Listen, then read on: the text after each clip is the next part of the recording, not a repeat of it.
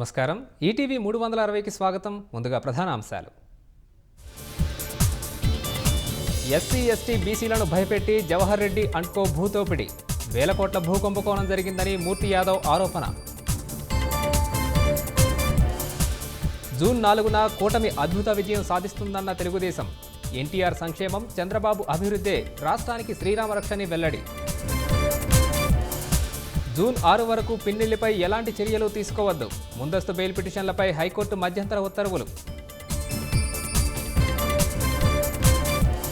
Steel plant టౌన్షిప్లో ఛార్జీల బాధుడిపై కార్మికుల నిరసన, నిర్ణయాన్ని ఉపసంహరించుకోవాలని యాజమాన్యానికి డిమాండ్.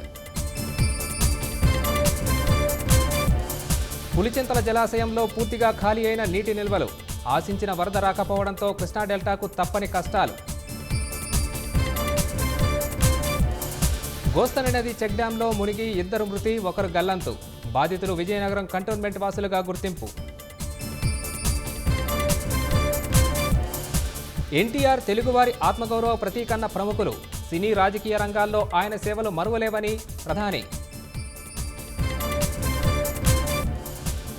ఢిల్లీ వారణాసి ఇండిగో విమానానికి బాంబు బెదిరింపులు, తనిఖీల అనంతరం ఉట్టిదేనని తేల్చిన భద్రతా సిబ్బంది.